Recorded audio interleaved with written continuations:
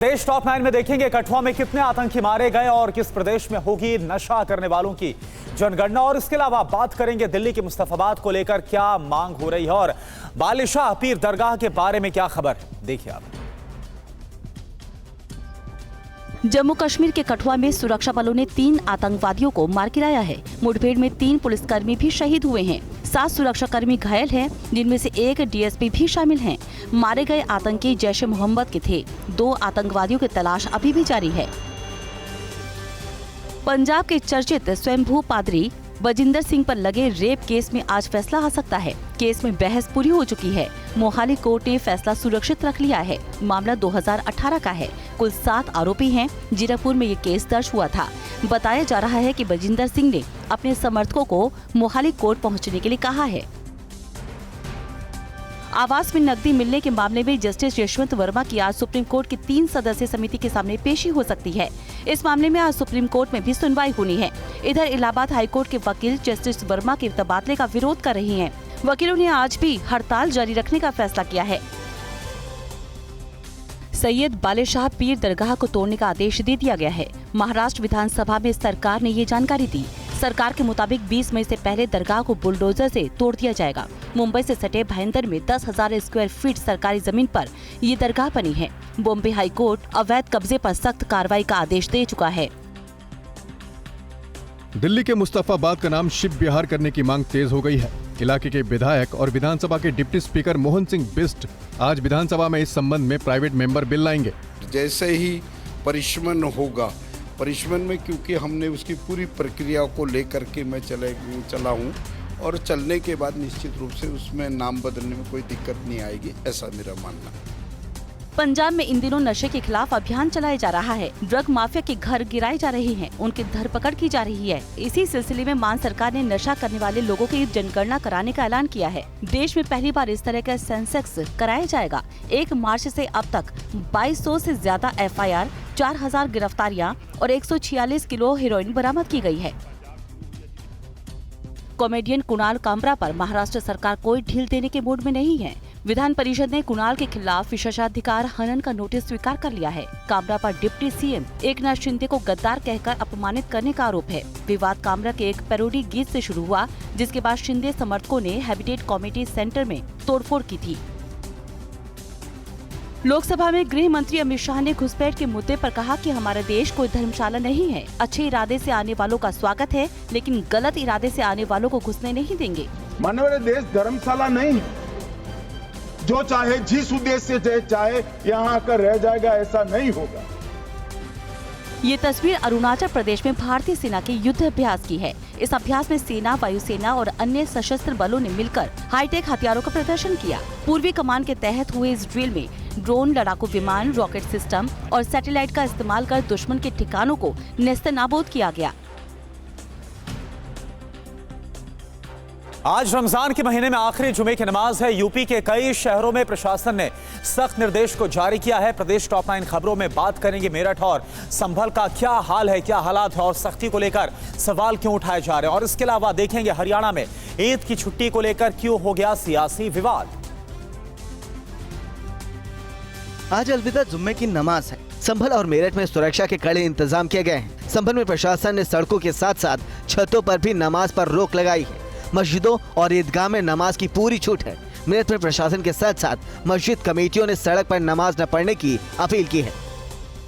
नमाज पर प्रशासन की सख्ती पर सवाल उठ रहे हैं। मेरठ में काजी और मस्जिद कमेटी के हाजी इदरीस ने कहा कि कांवड़ में हम हफ्ते भर घरों में बंद रहते हैं, साल में एक बार नमाज के लिए ढील देनी चाहिए। बरेली में मौलाना साहबुद्दीन ने भी पुलिस की सख्ती पर सवाल उठाए। मुरादाबाद में कांग्रेस नेता हाजी इकराम कुरैशी ने चेतावनी दी, हम छतों पर नमाज पढ़ेंगे, रोक सको तो रोक लो।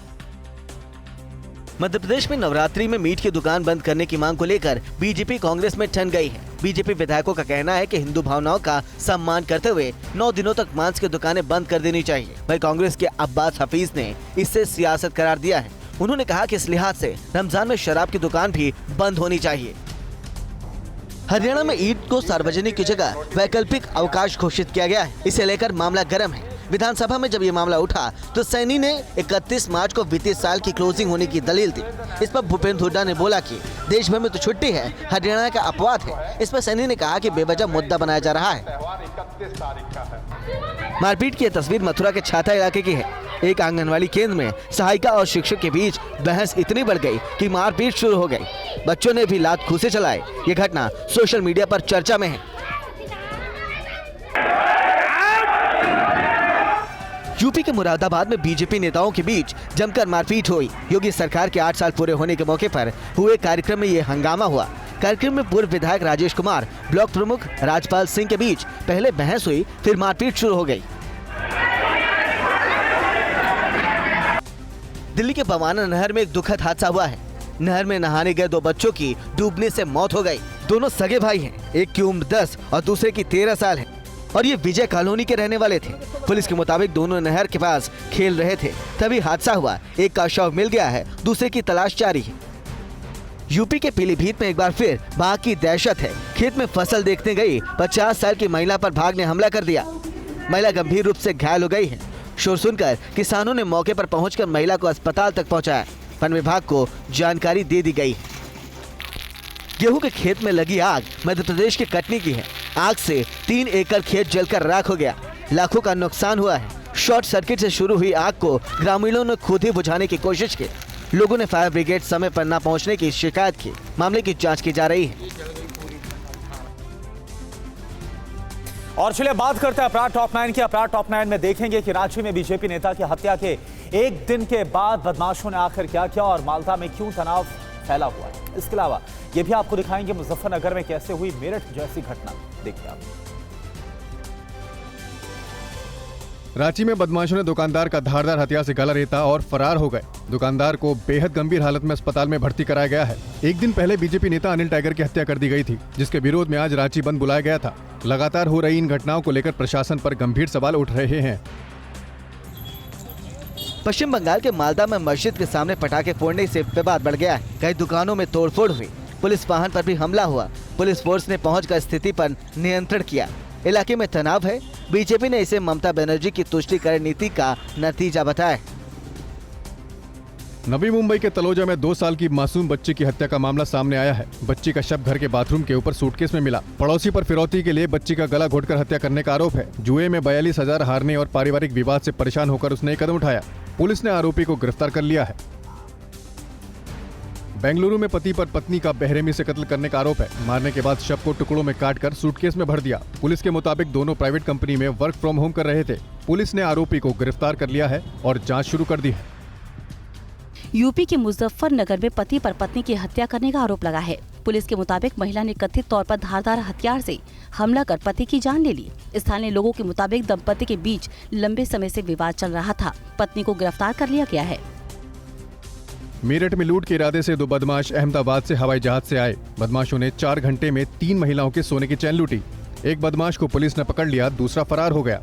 फरार बदमाश पर 25,000 का इनाम घोषित हुआ। पकड़े गए बदमाश से प्लेन का रिटर्न टिकट, लूटी चैन और तमंचा बरामद हुआ। प्रयागराज में एक युवक ने गंगा नदी में कूदकर सुसाइड कर लिया। खुदकुशी से पहले बनाया गया वीडियो वायरल है। वीडियो में वो अपनी पत्नी के लिए कहता है कि उसने मनाने की कोशिश की पर वो नहीं मानी। 2 महीने पहले उसकी लव मैरिज हुई थी। पुलिस जांच कर रही है। सौरभ हत्याकांड की चर्चा के बीच मेरठ से एक चौंकाने वाला मामला सामने आया है। पति को धमकी दी कि अगर हरकतें नहीं सुधारी तो टुकड़े करके ड्रम में भर देगी। आरोप है कि उसने सोते वक्त पति के सिर पर ईंट मारकर घायल कर दिया।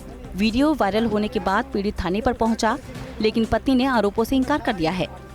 गाजियाबाद में पुलिस और बदमाशों के बीच मुठभेड़ हुई। बदमाशों ने चेकिंग के दौरान पुलिस पर फायरिंग कर दी। जवाबी कार्रवाई में 2 बदमाशों के पैर में गोली लगी। घायल बदमाशों को अस्पताल में भर्ती कराया गया है। पुलिस ने हथियार और गोलियां बरामद की हैं।